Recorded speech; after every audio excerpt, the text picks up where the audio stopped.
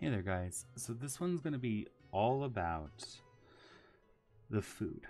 So, and this is going to be kind of an overview of everything that I'm aware of. So before the surgery, depending on your BMI, you may be fine. You may not have to do too much prep before surgery. But if you were at the BMI I was at, you have to spend, the original was supposed to be 2 weeks on pure liquid. And when they say pure liquid, they also include things like the shakes. So for those 2 weeks, you're supposed to be on things like protein shakes, like Premier protein shakes, broths, water, Gatorade, those kind of things. You can still have like soda, you can still have coffee, you can still have all of that. It's just liquid. And then they do want you, of course, to wean out of caffeine, because for a while you're not going to have any caffeine after the surgery because your body, it's harmful to the stomach while it's healing. So they want you to avoid caffeine to at least kind of wean into it, but it's still something you can have. For me, that changed at 3 days before the surgery. So originally, I was supposed to go through with that, but there were extraneous circumstances, and long story short, I only had to spend 1 week before preparing like that. So it was 1 week of just kind of liquids, and then one meal a day that's dinner. And they wanted you to stick to like a cup worth of food, max. So you'd have any liquids you want, like that can include jello, popsicles, broths, things like that. But they wanted your meal itself, like maybe if you want some chicken or something, to be one meal for dinner per day. And then when you get to those 3 days beforehand, that changed to a clear liquid diet for me, which was things like broth, which is things like Gatorade, water, popsicle, jello, all of those. So for 3 days beforehand, they wanted me to prep with only clear liquids. They didn't even want the protein shakes. But you can have clear protein. So they make this powder that you can put into water that's flavored. They also, like, you can also put it into jellos and stuff. But that's how you'd be getting your protein, is by the clear protein. They also make clear protein drinks that are kind of like Gatorades, I guess. They kind of taste like Gatorades, except they have a slight bit of an aftertaste that's kind of, at least the ones I found ended up being a little bit chalky in a way. Which is a really weird aftertaste for a drink. But it was okay for those 3 days. It wasn't terribly bad. Going into the surgery and then coming out, your diets are very strict. At least the processes for mine were ice chips, which I passed really quickly, and then water, which I passed really quickly. And then they moved you into clear liquids like the broths, jellos, popsicles, water. And then they were starting to add like teas and decaf coffees. So those are the things that are going to be kind of available to you directly after, if you were going the path I did. And that usually lasts 1 week after surgery. The week after surgery, it swaps again. And I don't really necessarily know what to call this phase. There's kind of a lot of confusion on what this phase is called from what I've heard. A lot of people have heard their doctors refer to it as different things. The way I've been kind of hearing it is the pureed food phase, where like you want, which is weird because in my phase there's nothing pureed. Things like refried beans that have been mashed, black beans that have been mashed, garbanzo bean, any kind of bean that's mashable and into a paste, cottage cheese, hummus, yogurt. You can have egg beaters. And my dietitian had also mentioned to me that I can have things like very mild sauces, but she had recommended and told me that you don't want to have any sauce that is spicy. Do not do those. She said you want to have a sauce or a sauce that doesn't have visible herbs kind of in it, just because that can cause some irritation as well, and nothing too potent. She mentioned garlicky, and she mentioned lots of onions as well. Like oniony kind of sauces or garlicky sauces are also not really good during this phase. But again, you could still have things like the cottage cheese, the refried beans, hummus, all that. And the way my nurse and dietitian had told me is that towards the end of the second week of this phase, you can start building up if your stomach can tolerate it. That's important, if you're tolerable at this point. Start building up in size from the 1 ounce to 1.5 to 2 to 2.5 to 3 ounces to kind of push into that third phase where we get to the soft foods. So I was kind of pushing up to 3 ounces, and kind of already at the beginning of my second week, I'm able to get into those 3 ounces, which is very nice knowing that I have that toleration. Some people, when they come out of the surgery, can't even tolerate things besides the clear liquids for like several weeks afterwards, which is very unfortunate, and it like must not feel great to just be stuck in that phase while your stomach heals. But since my stomach was able to heal and recover so fast, I'm already pushing the 3 ounce portion size that like the third phase is kind of wanting you to get into. So that's going to be really nice getting into that phase already at that size. It's going to be good because I noticed once I was able to increase the amount I'm eating up to the 3 ounces, and it's of course protein, it's the beans, the cottage cheese, and the egg beaters, all that's protein. The more protein you have in your body, the quicker it's going to help lose any weight that you're trying to get rid of. So I noticed the moment I was able to like start building up into the 3, my weight was reducing faster and faster and faster while I was doing so. For example, just yesterday at the morning I weighed and it was 1 weight. Then I weighed halfway through the day and it was like 3 pounds lighter. And then I weighed at the end of the day and it was literally 2 or 3 more pounds lighter. Because of all that protein that is good for your body. And especially after the hospital, like your body is in kind of a lockdown mode where it's like, I don't want to use up too much of my energy because I don't know if I'm going to get as much. But once you start adding that extra energy back into your body, it's like, okay, I can actually utilize the stuff I'm getting now, and it'll start burning through it, which will help you lose the weight in general. Let me shift real quick. And what's really important is to listen to the dietitian. Everyone's going to be different. It's going to be different based on your tolerance. It's going to be different based on, I'm sorry, I'm shifting my chair. It's going to be different based on what you can handle. For example, when I was going through everything, like I have split pea soup and like butternut squash soup, I noticed when I had like even just 1 ounce of butternut squash soup, my stomach was not happy. It was very angry. Listen to your body.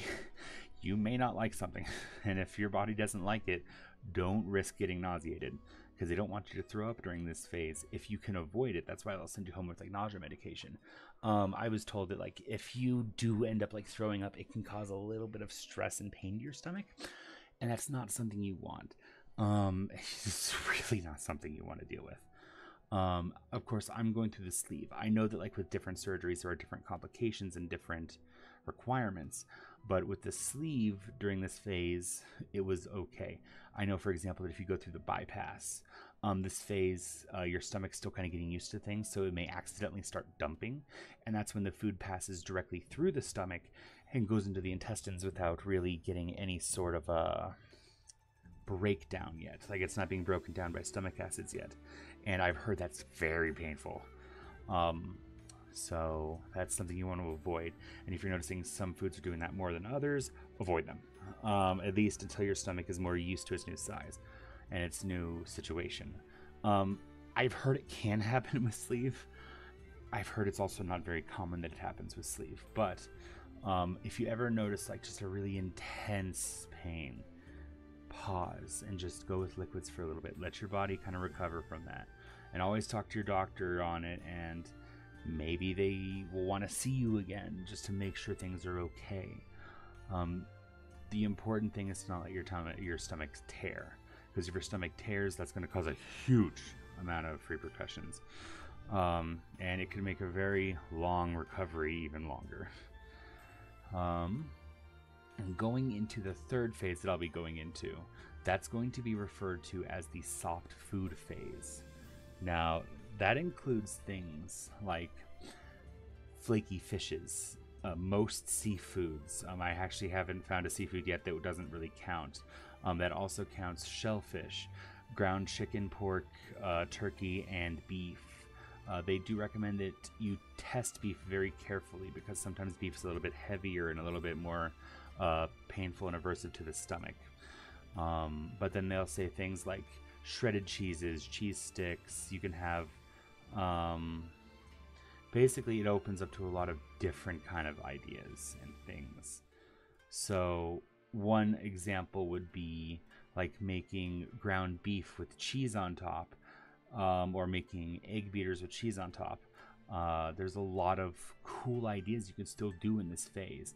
You can have some fish, but what my dietitian had also recommended is anytime you try a new soft food, start with just 1 ounce.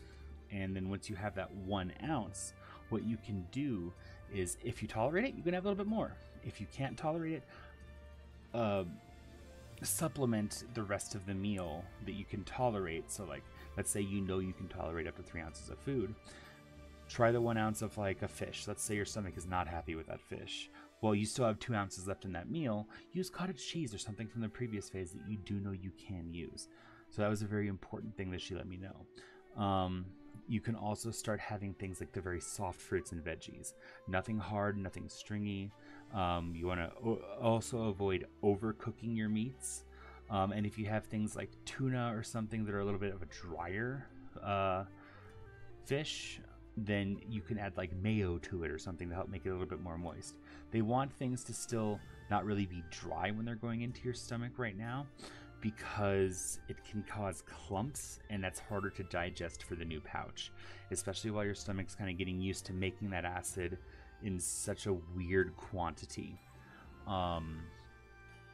So with that, again, there's a lot of options. Listen to your doctor's recommendations. Mine has sent me home with books that give ideas of like meal preps and stuff. So one of them was like tuna with mayo. One of them was egg beaters with cheese. One of them was a ground turkey. And then like one was just a cheese stick. Like you can have a cheese stick at that phase, which is kind of a really cool thing. Experiment around a bit. There's a lot of ideas. Like for example, today I just tried for the first time cottage cheese and eggs. And what it is you literally take the egg beaters, but it's supposed to be regular eggs. You take the egg beaters, put cottage cheese in it, mix it all up, cook it up, and it makes like these really dense, fluffy, high protein eggs, and they actually taste really good. So there's that. You have lots of options going into this phase. Now, of course, once you get into the hard food phase after those weeks, then you open back up to like the more heavy sort of things. And my dietitian also told me when you're measuring out your ounces, don't measure it necessarily directly in weight, measure it in size, because that is the important thing. Your pouch isn't necessarily sensitive to the weight, it's sensitive to the size of what's going into it. So that was something she also told me. For example, meats in general are more dense than like a cheese or a veggie or a fruit. Some fruits, I know there are some fruits that are pretty dense. Like maybe beans are more dense than something. Cottage cheese is more dense than something. So she always recommended to go with the size versus the actual weight of the food. And again, losing a lot of weight from it. On that train, once you get out of the surgery, I already have kind of like looked into it. You want to avoid white starches as much as possible. Not that you can't have them. Like again, I'm going to be honest. I will have some. I will make white rice once in a while. I'll make that. But there are a lot of other options out there. For example, wheat pastas are plentiful. There are also things like quinoa, furro, bulgur, like lots of these other grains and pastas that are like more appropriate to the body, because the problems with white pastas have all the stuff taken out of them that are kind of beneficial to the body. And while that alone isn't necessarily the worst thing, usually when you have a white pasta like a rigatoni or a penne, the sauce that comes with it tends to be a problem. So like they also recommend you kind of lean more towards like tomato-based sauces like marinara. Not that you, of course, can't have like an Alfredo sauce. They just say you really don't want to have a ton of them because, again, they're super fatty. And that's just because, like, if you're still trying to lose the weight, having those fatty sauces, all doctors are going to recommend you not have a bunch of fats in your diet if you're trying to lose weight. So just kind of remember that if your journey is still to try and like lose the weight, those fatty sauces are still kind of a problem. Now again, once or twice a week, have something fun, but make sure that it's not like 3 meals in a row worth, because again, once you have this new stomach, you're eating every 2 to 3 hours. So like maybe make one meal the leftover pasta you got from a restaurant, but then make the next meal like cottage cheese and egg beaters or something like that. Make it like a very protein heavy meal, something that is like almost exclusively protein to balance out the fact that your previous meal had a lot of carbs. At least that's kind of what it seems like to me. I've asked my dietitian, and that's kind of what she was saying, is that like you still want to avoid them, but again, there's nothing wrong with having those, and she refers to them as cheat days, where you do have it. It's just when you have those cheat days, plan them out beforehand. Don't just go to like a store, for example, and say, okay, I'm gonna have a cheat day, what's gonna go on? Because you'll end up buying like a bunch of stuff that like you're testing out, and then you'll have a bunch of stuff at home sitting around that's just there to kind of tease you. Again, not that you can't have them, it's just your body with that small of a pouch needs to be very picky with what it has, because it needs to absorb as much protein as possible to help support you being healthy. The last thing you want is to go back into the hospital because your meals are consisting of like chips, and then the next one's like only pasta with no protein, or like the next one's just a bowl of rice, or the next one is like a bunch of really fatty like candy or something. Because if you just literally have that all day and you're like, oh no, I'm only eating like 2 ounces of each one, your body is, I mean, yes, it's not necessarily being overfed, but you're not getting the correct protein, so it can start like degrading a bit. Your body is still an engine that needs the correct kind of fuel to run, and that's the important thing to remember. So again, every plan will be a little bit different. Every doctor will recommend different things. Every dietitian will recommend different things. So it's just important to remember, listen to them and ask them questions. It never hurts to ask them questions. Like, for example, I've sent my dietitian, like, it's the weekend, and I've sent them like 2 or 3 emails already, because I've been like kind of coming up with ideas of things I want to try and see if those are okay, so I know beforehand, so I can purchase them next week in preparation for the 3rd week. The 4th week, because it's weeks 4 through 6.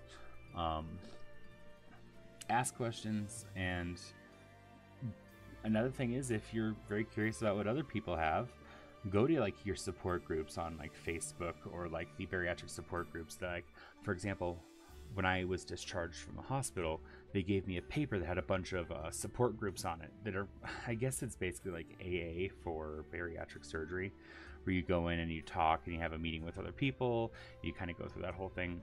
I think those are kind of weird. I don't think I'm going to do any of those, but I will do the Facebook group, and people are like always sharing what kind of things they eat and like what kind of things they do. So it's kind of a very exciting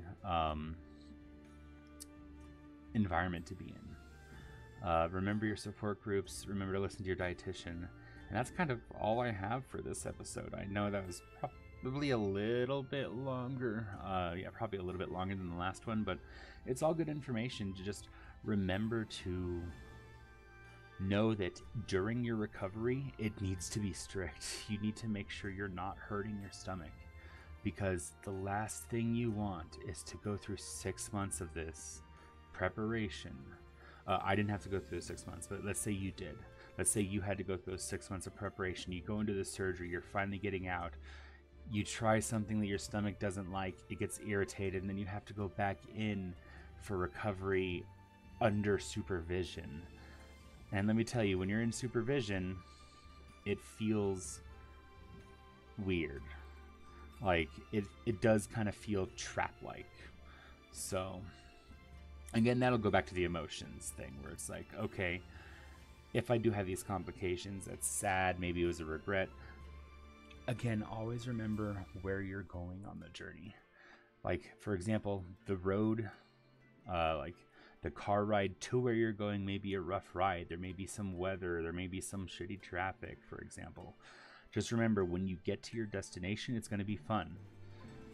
You're going to be fine. So remember all that. Remember to always discuss with your dietitian. And more importantly, just keep pushing if you're going through the surgery, or if you plan to go through it. It's a wonderful surgery that will be life-changing, and it'll make you feel better about yourself. Thank you so much, and well, I hope you have a wonderful day. Bye-bye.